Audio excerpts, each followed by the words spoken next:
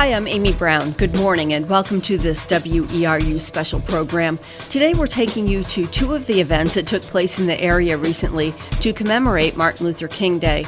The first is a panel discussion called Young and Black Today, which took place at the Peace and Justice Center of Eastern Maine in Bangor on January 18th. Professor Doug Allen introduced the speakers.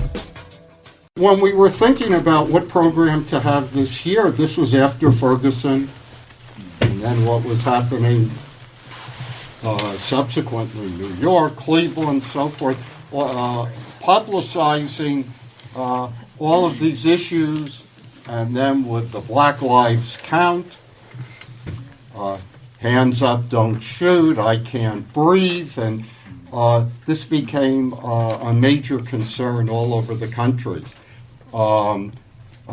And dealing with violence and racism and so forth. So we thought it would be great if we could put together a program focusing on what we called Young and Black Today. And I'm very appreciative of our four presenters. I didn't know if we'd be able to find four young people who would be willing to come and share very diverse perspectives. So I think we're going to have a great program. Okay, so let me just briefly introduce the four presenters, all of whom are at the University of Maine. Ronald Robbs is here. He is from East Orange, New Jersey. He's an elementary education major, and he is the president of the Black Student Union at the University of Maine. Then Muna Abdullahi went to school in Portland, and then she did undergraduate studies at the University of Maine. She did graduate studies at the University of Maine. I know in the fall she taught a course through the College of Education focusing on diversity, and she is the director of Multicultural Life at the University of Maine. Then Ogechi Ogoke. Is that pretty good? Ogoke. Okay. Ogechi Ogoke. He is from Nigeria, and he is a chemical engineering major, and he is the president of the Maine chapter of the National Society of Black Engineers at the University of Maine. And then the fourth speaker is Izundu Ngwu, who is also from Nigeria, and he is a computer engineering major, and he is the treasurer of the International Student Association at the University of Maine. So I'll turn over the panel to you.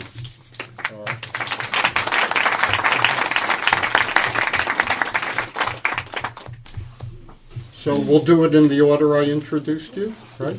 Okay, so we'll start with Ronald Robbs. Before I begin, I would like to say thank you for all of you for attending this event. This is an honor to be here and speak before you. I hope today I can open your minds and your eyes to my life experiences and how I dealt with things to get through to this point of where I am now. So life hasn't been a handout for me. Molding into a black successful male in America is essentially hard due to media does not showcase black doctors, black engineers, black dentists, black teachers. So for me, I found myself looking to my cousin, which was involved into drugs and selling and distributing drugs. And I pretty much followed him. I did not sell drugs, but I took under his ideas of what success looked like. And I took under the wing of my neighborhood. It taught me a lot. It gave me knowledge and awareness of what to do and what not to do, where to go and where not to go. When the street lights came on is when I returned back home. It gave me a place where I felt accepted. I thought that was exactly where I should be. But drugs was a major victim to my neighborhood. I can stand before you and tell you this. But as a young boy, seeing the benefits of selling it, what it can do for my income of my family, for a place where we were in poverty, where we didn't have much of anything. When my cousin sold drugs, it gave us food on the table. It gave us clothes on our backs. But with those clothes on our backs, it became a psychological downfall for me, because I reaped the benefits of what he did, not knowing that it was wrong. I just put on the clothes, I went to class, and then I began to feel like I was above my own people that didn't have much of anything. But I didn't know at that time. But with these new things, I began to feel like I was above them, and it was a psychological suicide that killed many of us before 21. And many of my friends that I went to high school with, or I grew up with, are alive today. They are either in jail or they are dead due to chasing this facade of income, of trying to feel like you are above others in your neighborhood that have nothing. Now, I must add that that the system is not set up for black males to succeed coming from a poverty-stricken area such as this. They tend to make it 100 times harder to succeed, because I think of it this way. You see a feast taking place in a particular room where you're starving, and they crack the door open, and the smell seeps out, and your mouth begins to water, and your mind begins to roam of all you could have. But over and over, you tell that black male, no, there's no food in here, but here are some crumbs to get by. You can feast on this in the meantime. You eat, but it only satisfies for nearly a second. You need more. So each time, the same process until you decide, hey, why get a crumb when I can have a whole dinner, to turn to the streets where they can provide. But as a consumer of this new food, you do not think of the effects that take place in your neighborhood. You're killing of your own people while not realizing the game we are being played, this arbitrary war on drugs and this new Jim Crow of a prison industrial complex, as Dr. Cornel West would call it. A waking fear was installed in me towards police and whites without knowing or the very last why I was having this fear. Being older and researching, I dug up the Willie Lynch letter, which was a broad summarization explaining the key points of keeping a group of people, black slave crippled, and trained to do and fear a white owner while making them the only option of trust for the slave. While the Willie Lynch letter was so strong, it still has a black psychological enslavement today. Without the whipping and the brutal killings, but now a matter of us killing us due to the differences of the blacks within. Now, I'm a member of the University of Maine community. I am a student leader, a president of an organization, and I'm telling you that these things were at that time period of my life as a young boy, unaware, unknowing. I felt like those things were all that could be, all that it was. Not knowing that I can be successful doing other things until I became removed from that area, that community, that place where I was stuck. I believe we're here to see that Martin Luther King was not just a man that was trying to fight for civil rights, the fight for his people, but to unify people, to give them an identity where they can go and be successful. No matter if you're black and you walk into a room, you are not to be judged. I think that is why we are here on Martin Luther King's Eve. A lot of life lessons was taught in that place of being stuck, and I'm not ashamed to tell you that, because I believe it opened my eyes to a new world, a new picture. So being brought up in East Orange, New Jersey, has been beneficial. And it taught me a lot. It taught me to not do those things and to be successful doing something that I love, and to open the minds of people through a verbal message, a place where they can see my darkness and know that it's possible to see light.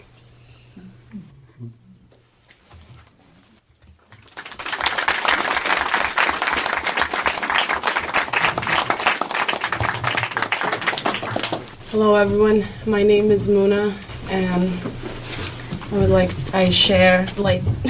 to share Ron's sentiment.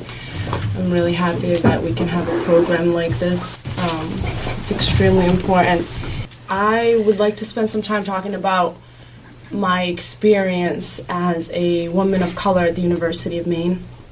I started off as a student. I did my undergraduate and graduate work there. And in the last couple of years, I've had the privilege of working in the Division of Student Life as the Director of Multicultural and LGBT Services. And so this entire educational experience has just taught me so much about myself, and has taught me so much about not just my own experience as a woman of color, but really a lot of the institutional things that are in place that don't afford students of color as many opportunities as I thought were present when I was a student. I was the only person of color in the Department of Sociology. Just to give you some perspective.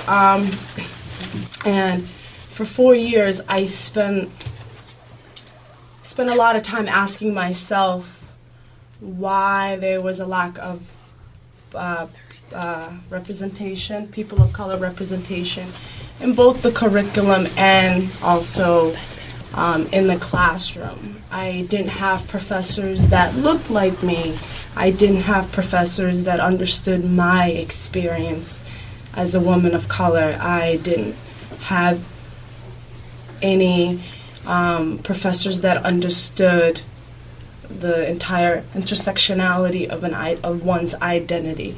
And so my experience was really interesting because I graduated feeling like, man, I just did 4 years and I don't really know what I learned, you know?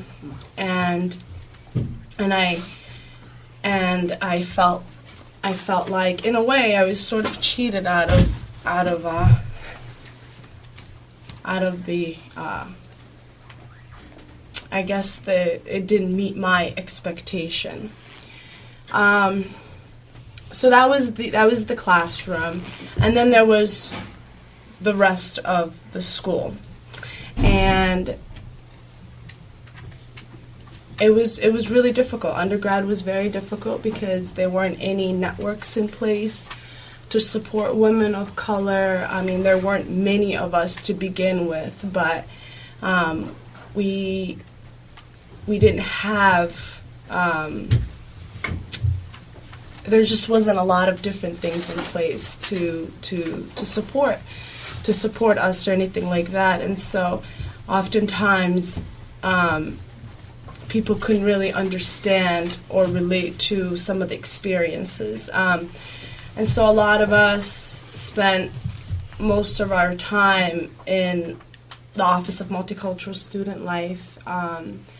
And really there was only one person that we received most of our support from, Judy Martin. And I have to say, I must have been 19 years old, and I remember visiting her one day and thinking to myself, like, I can't do this. I really am ready to transfer and like go far away, go to a more colorful place. And you know, she had this amazing way of like reshaping one's own thoughts. You know, letting me know that it was really my insecurity that was talking. It wasn't anything else, and that I would get through it. And so I decided to stay. But deciding to stay meant that we needed something else. Something needed to be done. And we had like ethnic cultural organizations, the African Student Association, the Black Student Union. There was nothing for women and just women and women of color, women from multicultural background, and so there was this student organization, Sisters Supporting Sisters, that had been around for a bit, but it sort of fell out of place, and some of us took the opportunity to revamp that. And that really became the reason why I decided to stay at the University of Maine. That became the reason why I went out and tried to recruit every person of color to the sociology department. And the office became a second home for me, I didn't have the greatest experiences in the classroom because, believe it or not, a PhD does not guarantee that you're going to use proper language or that you're going to have an inclusive classroom or that you really understand the structures that are in place that don't allow everybody, the rights that they deserve. And so, but this was the dream that was sold to me, right? It was that when you get up there, that you should practically know it all. But when you go through college, you realize professors are just as lost as students and that people are just figuring it out as they go. And so I spent a lot of time at this office, just, it literally became my second home, and it was the place where I was able to find my own voice. It was the place that I could go to vent about the daily microaggressions I was dealing with, facing the stereotype of an angry black woman that crippled me and still does in many ways. Fear of, telling a professor, I don't think you should say that, but just keeping it to myself because, God forbid, I don't want to be perceived as an angry black woman, and things like that. So this place became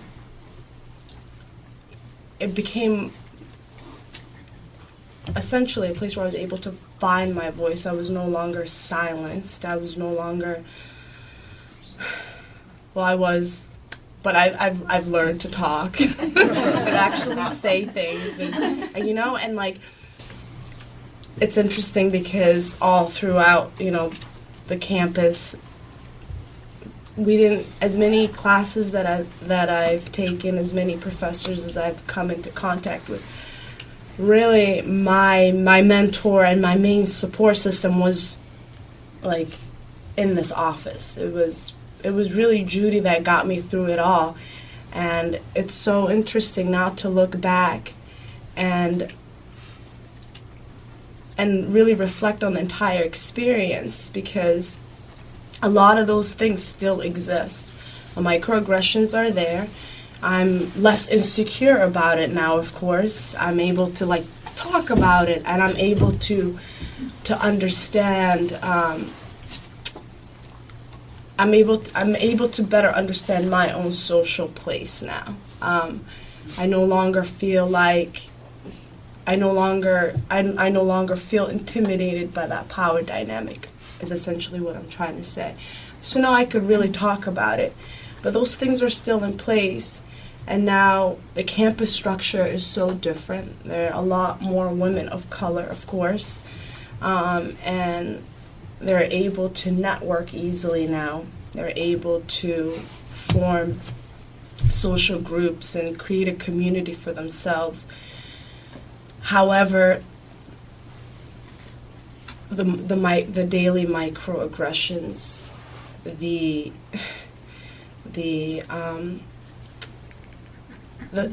lack of opportunities in many ways. That there aren't any scholarships. There's no one that looks like them, right? And for me, I had someone to help me go through the whole process. and I'm now in her position, and I feel like I don't have the time. I don't know how she did it. I feel like people are on a weekly basis, to be honest, like, because a lot of the women spend a lot of time in the Multicultural Center, and I just feel like I don't have the enough time, one, and two, I feel like I need, and Speaking of time, I just feel like we need more people. I feel like we need more women of color. The populations are growing. The Hispanic population is growing. There aren't any, minus the two that I know, outside of that, there aren't any other professors that can serve this population. The Asian student population is growing. We have so many Chinese students and not one single Chinese professor outside of STEM.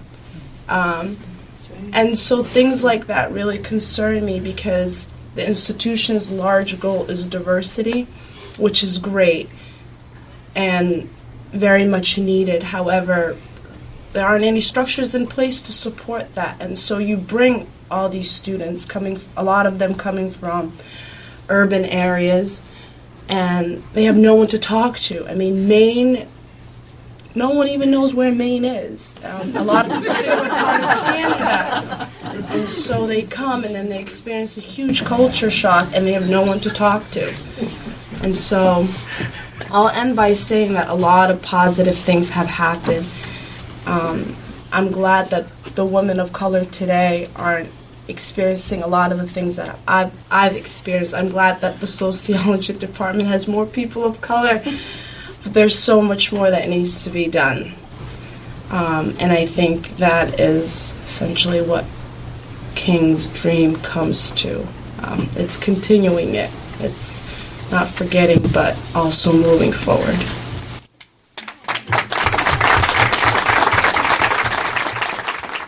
That was a panel discussion called Young and Black Today, featuring student leaders from the University of Maine, recorded at the Peace and Justice Center in Bangor on the eve of MLK Day. We now bring you to the annual Martin Luther King Day breakfast at the University of Maine, which took place on the following day. The event is sponsored by the university and the Greater Bangor Area NAACP. This year's keynote speakers, Esther Etienne and Denise Altivator, spoke on the topic of truth, healing, and change, Maine Wabanaki reconciliation. My name is Ronald Robbs from East Orange, New Jersey, junior at the University of Maine and president of the Black Student Union.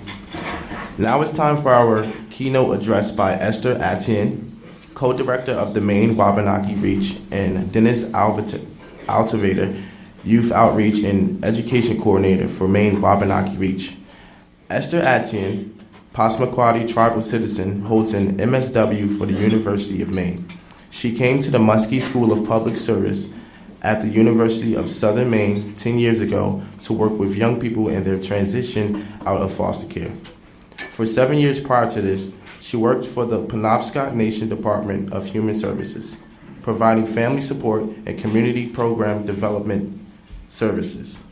She was part of the Indian Child Welfare Act training work group and helped create the Coven and the Maine Wabanaki State Child Welfare Truth and Reconciliation Commission. She now helps direct community organizing for Maine Wabanaki Reach. Denise Altivator is the Passamaquoddy representative to the Maine Indian Tribal State Commission and sits on the Board of Overseers for the Maine prison system as the Wabanaki liaison. Denise works for the American Friends Service Committee as director of the Wabanaki Youth Program in Maine.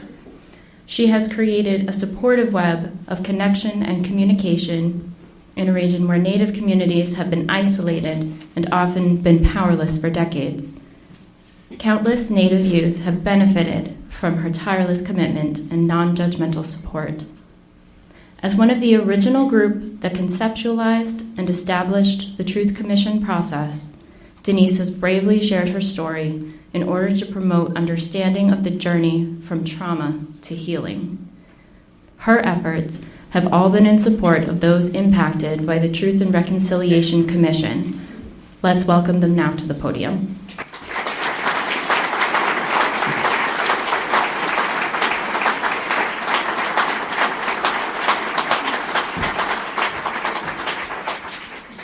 My name is Denise Altivator. I'm Passamaquoddy. I live at Pleasant Point, way down east. I could throw a rock at New Brunswick, Canada. That's how far east I live. You have no idea how amazing it is that I am able to stand up here and have a voice. It is a bigger deal than you can ever understand. Native people in this country have been invisible for centuries, and there's a good reason for that. Nobody wants to talk about the genocidal policies that this country perpetrated against Native people. And the one person who spoke about it and even wrote about it was Dr. Martin Luther King. He spoke about the genocide of Native people and how tens of millions of Native people were killed in this country. Well, those policies persisted, and it is a miracle that I'm standing here. Just in my lifetime alone, the policy of putting us on Indian reservations in remote areas in poverty so that we would just die off. And when I was young, I remember going hungry for days. I remember being locked in an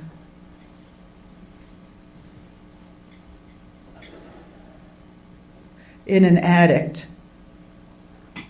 An attic.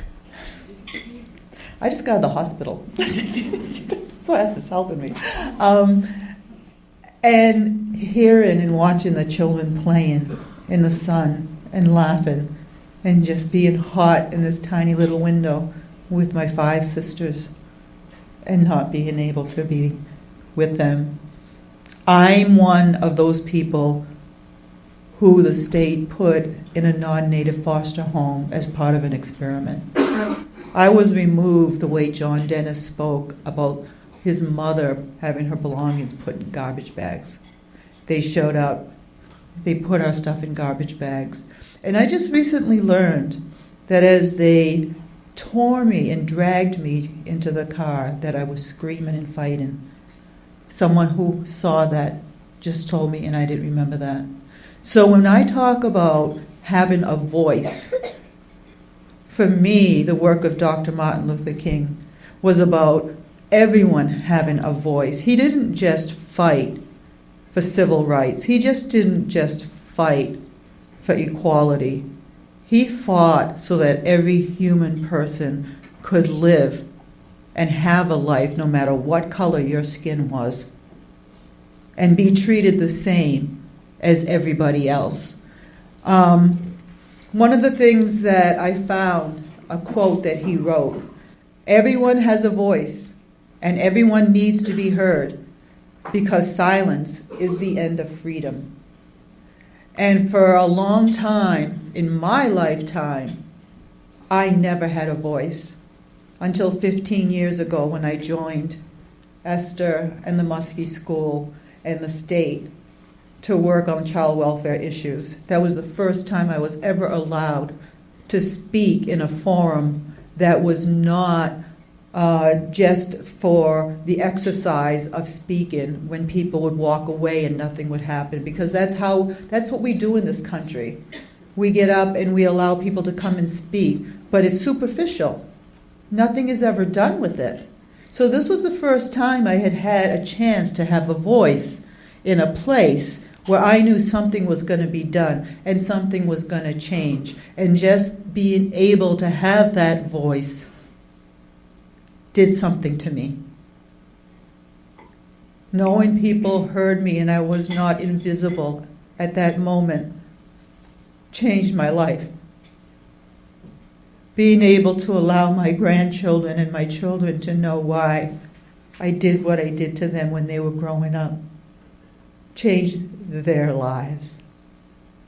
And the hardest part of having a voice, and the hardest part about trying to make sure that everybody is treated with love and respect and humanity, is knowing that there are things that I did because of what was done to me. Just like there are things that my mother did because of what was done to her. And then it goes on, and it goes on, and the truth is told, and the voice is heard, and people heal, and we get to reconcile. That's what we are all about. I wanted to mention something else that I found. Back in the 60s, when Martin Luther King was down south and really hard in the fight about segregation, there was a movement in Alabama with the Native American tribes about segregation for Native children in the schools and what was going on, because they allowed the dark Native children, they had to sit at the back of the bus.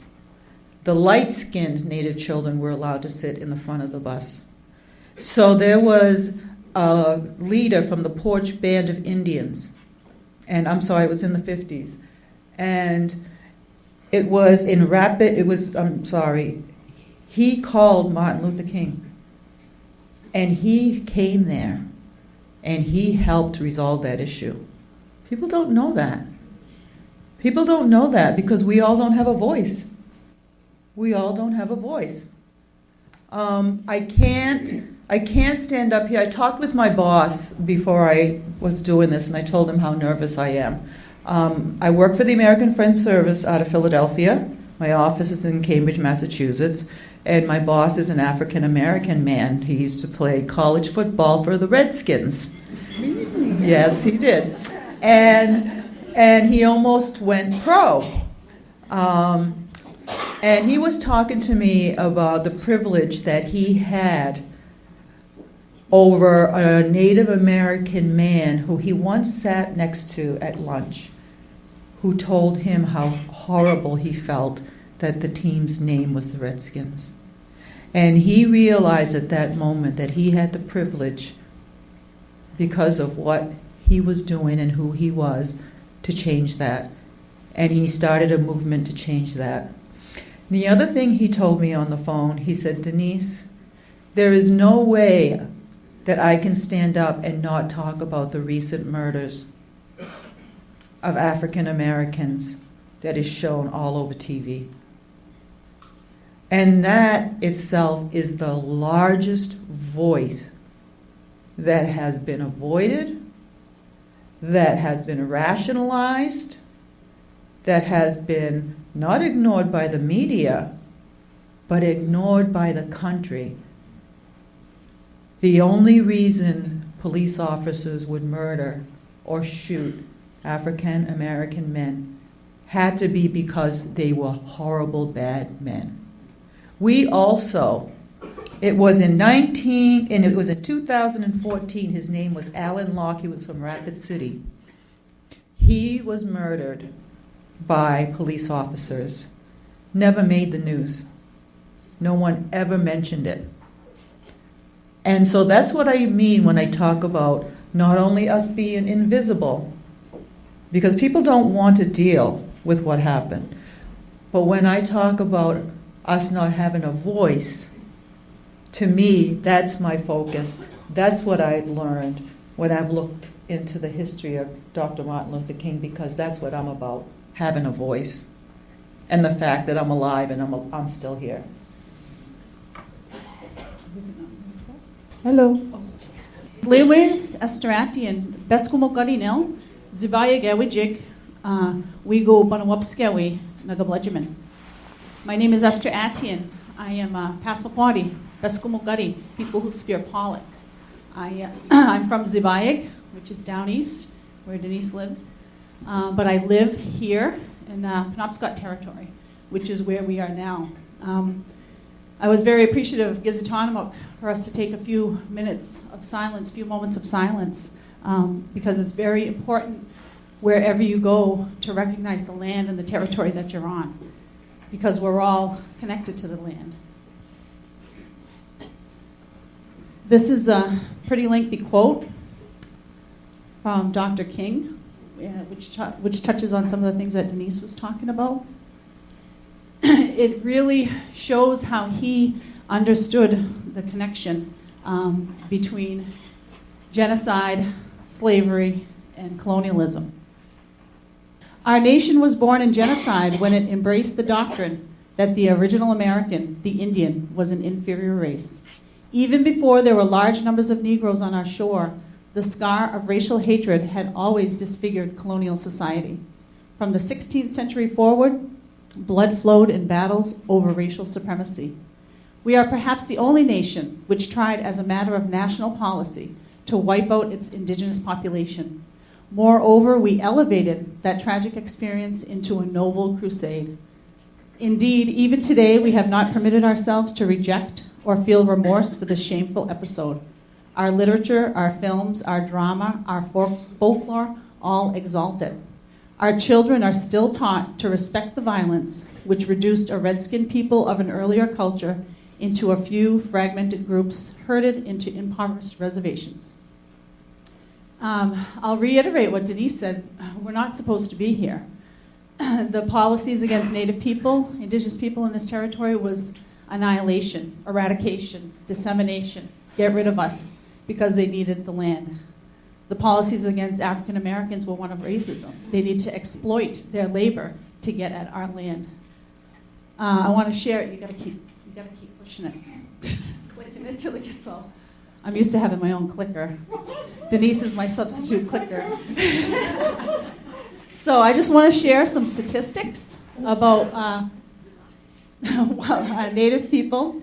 Dr. Rebecca Sockbeeson, who's a Penobscot woman, and she teaches at the University of Alberta, started her career here at the University of Maine, and also worked at the University of Southern Maine. She says that overall, Native communities have the highest rates of socioeconomic distress of any other population in this country.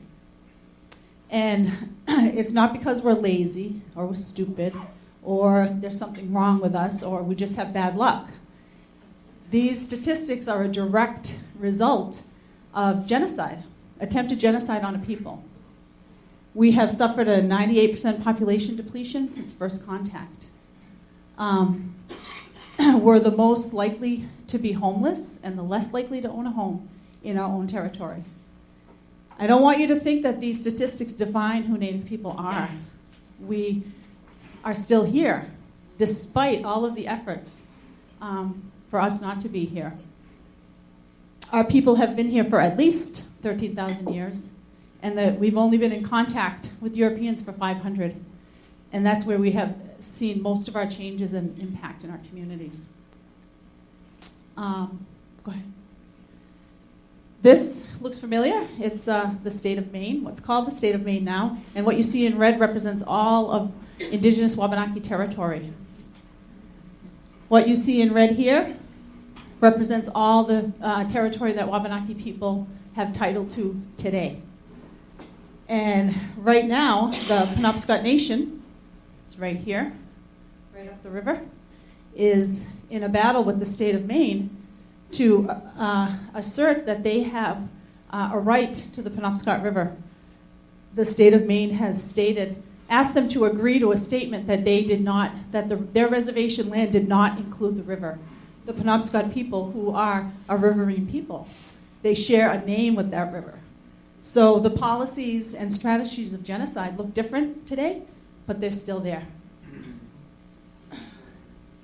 The Wabanaki means people of the dawn, people of the first light. And at one time there were over 20 tribes in the Wabanaki Confederacy. Now there are 4. So this is a picture of a handsome fellow, Pope Nicholas V. I just wanted to give you a little history about the mindset of Europeans that came here to this territory. Proclamations by the popes in Rome were very influential in shaping the attitudes that people had in Europe against, all the rest of the world. This doctrine of Christian discovery is a collection of edicts which basically said if you arrive on a foreign land and the inhabitants are not Christian, they are enemies of Christ, and that Christians are sanctioned by God to take non-Christian land and to assert total control over the indigenous inhabitants of these lands. I want to say that there has been a movement in the faith community to repudiate this doctrine of Christian discovery. The Episcopal Church, World Council of Churches, Religious Society of Friends, which is the Quakers, Unitarian Universalist Association, and the UCC Church. And if folks think that this is so far in the past, what does it matter now? In 2005, the U.S. Supreme Court case Sherrill versus Oneida Indian Nation of New York, the doctrine of discovery was used in that ruling against Native people. Policies of genocide also looked like bounty proclamations. In 1755, Spencer Phipps, who was a Royal Acting Governor of Massachusetts, issued a proclamation on the scalps and bodies and live prisoners or dead bodies or scalps of Penobscot people. There was different amounts of money you could get depending on the age or gender of the Penobscot. It's important to know that the French issued these as well, and they were issued on all, many Native tribes across the country. For every scalp of a male Penobscot Indian above the age, which is 12 years old, 40 pounds. It's important to know that this was amounted to about a year's salary that a teacher would make in 1755. So it was big money to hunt Penobscots, and to think of those Penobscot people who survived that, and our ancestors who survived that. One, I was going to mention another horrible thing, but there are children in the room, so I'm not going to. It's too horrible. But there was a way that they could tell whether or not that piece of body that was brought in was a male or a female and what age they were. They didn't always just take the scalp from the head. That's all I'll say. Go ahead. So I just want to real quick talk about 3 different congressional acts that had a real impact on Native people. It's important to know that we're the most heavily legislated group of people in this country. There have been more acts of Congress to deal with the Indian problem than anything else. In 1819, the Civilization Fund Act provided funds to civilize Indian people, and this led to the boarding school movement, which I'll talk about a little bit more later. The next slide is a slide that represents the 1830 Indian Removal Act, which provided for 46,000 natives to be moved westward to Oklahoma, and it was a significant action in destroying Native culture. It made 25 million acres east of the Mississippi available for white settlers. The history books usually talk about the Cherokee Trail of Tears. Well, these were different trails of tears. A lot of the Native people were sent in Florida, and down there was sent to Cuba as slaves. In 1882, the Secretary of the Interior passed a law to outlaw Native spirituality and religious practices. Guess what year Native people got the right to practice our religion in this country? Nobody has a guess? 1978. So prior to 1978, couldn't hold the eagle feather. Kisitana was up, he was the eagle feather. Would have been illegal. Think about that. 1887, the Dawes Act surveyed all of those lands and into individual plots and made them available to Native people. And it was not within our worldview that you could buy and sell land. So much of this land was sold to non-Native people. In 1954, Native people gained the right to vote in federal elections. In 1967, Maine was the last state to allow Native people to vote. So in 1948, the General Assembly approved a definition of genocide. And I'll just read under Article 2, killing members of the group constitutes as genocide, causing serious bodily or mental harm to members of the group, deliberately inflicting conditions of life calculated to bring about physical destruction, imposing measures intended to prevent births, and the last one, forcibly transferring children of the group to another group. In the late 1800s, there was a shift in official policy which was seen as real progressive, from killing Native people to killing the Indian in the Native people. So Richard Henry Pratt This is a picture of him. He was a military man and a Baptist, and he believed in, quote, immersing the Indians in our civilization, and when we get them under, holding them there till they are thoroughly soaked.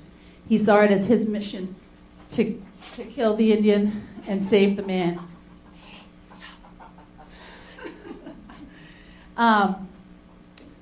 So the school that he ran was the Carlisle Indian Industrial School in Carlisle, Pennsylvania, and it was used as a model for the Canadian residential school system. This school operated from 1870 to 1918, and in that time, over 10,000 Native children were brought to this school, quote, school, or institution. From the previous picture, you saw a before and after picture of an Apache man. They took these pictures to prove that what they were doing was right, and it worked. The first thing that happened to Native children who were brought to these schools from all over the country, young as 4 and 5 years old, they were taken here. Their hair was cut, their clothes were taken away, they were doused in DDT powder, they were given a name or a number, they were forbidden to speak to their siblings, they were forbidden to connect with each other if they knew each other, and if that wasn't bad enough, they were abused physically, emotionally, and sexually. Richard Pratt was no slouch. He developed an outing system by where the children would not go home for the summer holiday as promised. They were farmed out to local homes to be servants and work in the gardens and take care of the children. Some of these children never got home till they were 18, 19 years old. And when they came home, they weren't the same people. They couldn't speak their language. They couldn't participate in ceremonies. And often, what we forget is that the communities they came back to were not the same. Those communities were devastated to lose their children. So in the not too distant past, 1958 to 1967, the Bureau of Indian Affairs, which is the department of the federal government that's set up to deal with Native people, or fulfill its trust responsibility to Native people, is what they're supposed to be doing, contracted with the Child Welfare League of America, one of the oldest, most prestigious child welfare agencies.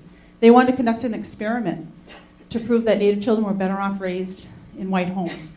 So they took 395 Native children in the New England states as well and had them adopted out by white families. And they followed them for 10 years.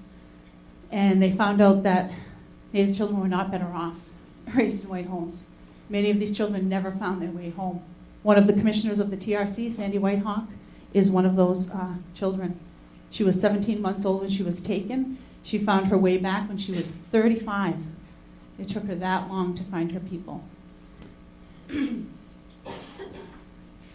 So these policies of removal of children and this cultural assimilation filtered into the child welfare system. And in 1978, in response to the high rates of Native children that were removed from their homes and placed in non-Native homes, Maine had one of the highest rates. It was like 19% higher than any other states. Congress passed the Indian Child Welfare Act in 1978.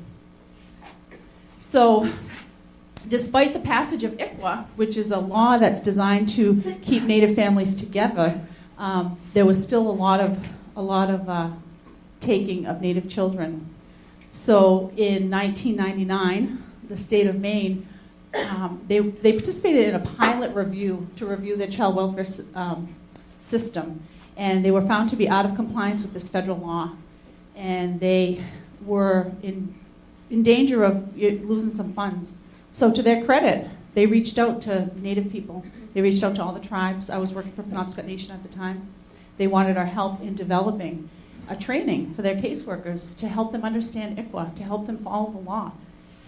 So this group, the ICWA work group, we developed this day-long training, and we focused I taught them a lot of this history.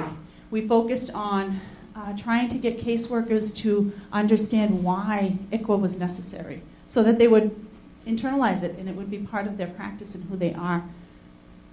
And we trained over 500 caseworkers in May of 2000. We stayed together, developing stronger policies, developing better relationships. That quote that they read that the students had to, from Desmond Tutu, that's what we did. We did that painful work of reconciling with each other. we talked about white privilege, we talked about racism, we talked about internalized racism, and we had those difficult, hard conversations, and that's what moved our work forward. When we took it from our head to our heart, and when we started connecting with each other as human beings, that's when our work moved forward. So we had this idea in 2008. We could bring that work to the whole state of Maine. Everybody can be involved in this difficult yet rewarding process of reconciliation. So we established the Truth and Reconciliation Commission, and its three purposes are truth, healing, and change. Truth, to find out what happened to Wabanaki people involved in state child welfare. In that process of finding out, giving people that opportunity to have that voice that Denise talked about, that voice that has been has had such a life-changing effect on people. And it's not just Wabanaki voices that the Commission is hearing. The Commission is actively seeking those voices of people who were involved in those child welfare decisions. The caseworkers, the police officers, the judges, the foster parents, they have a story to tell. They have some healing to do. And the change comes in the report of their findings and their recommendations, which will be celebrated at a ceremony on June 14th, 2015 in Herman, right where they started with their seating ceremony. Maine Wabanaki Reach is the name of the group that we were the ICWA work group, and we established the TRC. We've grown a lot. We have we do a lot of work. We help support the Commission. We help them get into Native communities and Maine communities and connect them with people to do their investigation. REACH focuses on healing in tribal communities, going back to our traditions, reclaiming those traditions that have helped our ancestors survive all of these thousands of years, and reclaiming those. We also have a wonderful ally building work that we do, helping Maine citizens learn this painful history and go through their healing process and leverage their privilege to help Native people in ways that are beneficial to Native people. As I was thinking about coming here to speak and thinking about the connections between Dr. King's work and his understanding of genocide and oppression and racism, I was thinking about the similarities and the differences between Black struggle and Native struggle in this country. And the similarities are the ones that I focused on more in my thinking as I'm driving down the road, which is where I do most of my thinking. So the policies, we're both groups of people are impacted survivors of colonialism in this country. We both have to deal with issues of bigotry and discrimination, oppression, issues of color, and internalized racism and internalized oppression in our own communities, which is perhaps the most painful, devastating dynamic in our communities. But the differences is that Native people are still invisible. Black people have way more political power in this country than we do, even though we're sovereign nations.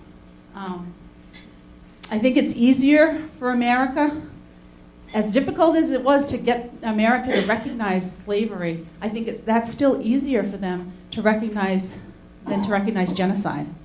Because when you have to think about the territory, like I said, the land that we're on right now, how did this university get here? Who lived here before this university was here? How many Native people were killed and hunted so that this land could be available for all of these homes in this state, all of the businesses everywhere? Everywhere you go, this Maine has the most beautiful coastline, right? The most beautiful territory of the coastline. And it's important to know that that territory was given to settlers based on the number of Native people they killed. And you can't escape that because it's in the land. And we're all connected to the land. That's why it's so difficult to make, that's why it's easy to keep us invisible. And it's difficult to have our voices raised up because you can't do that. You can't talk about that without knowing how it impacts you. And what am I going to do with that now? Now that I know, the genocide and the slavery that happened so I could have this land and I could enjoy the American dream. It's hard. It's really difficult. I want, in having a voice, I want everyone to have a voice. I want there to be justice for every person. But I want there to be justice for the earth. And I want there to be justice for the water. And we need to come together to save ourselves and to save this earth, or we won't be here. It's really a desperate call to action for us to get it together, get our stuff together and get with each other and get together. We have to take this journey of truth, healing, and change. Think about this land and what has happened here, not just for the past 500 years, but for the past 13,000 years, at least. I guess that's it. Unless, Dee Dee wants to talk. What I want to say is, I had told you the story about my boss. And eventually, the name of the mascot at the college that he played football was changed.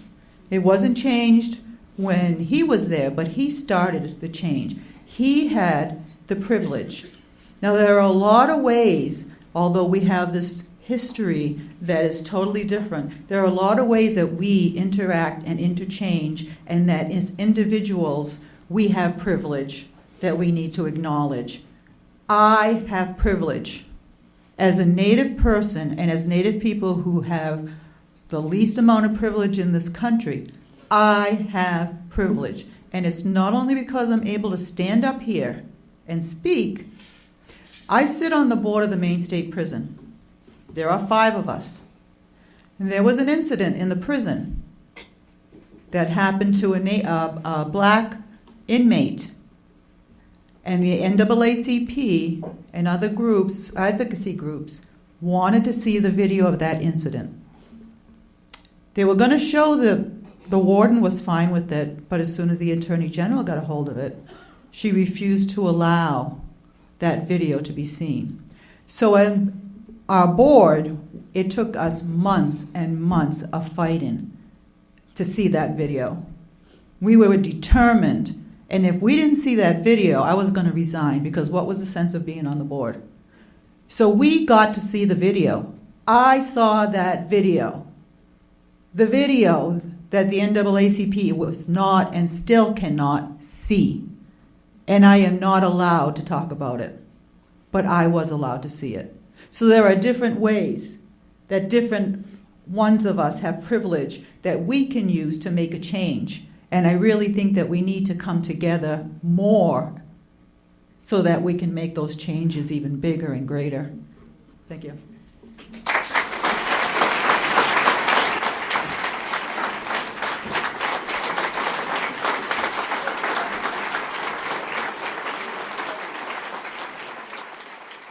That was Esther Etienne and Denise Altvader speaking at this year's annual MLK Day breakfast at the University of Maine on the topic of truth, healing, and change, the Maine Wabanaki reconciliation. It was recorded by Matt Murphy. I'm Amy Browne. Thanks for joining us for this WERU special program, and stay tuned for On the Wing here on your community radio station, WERU.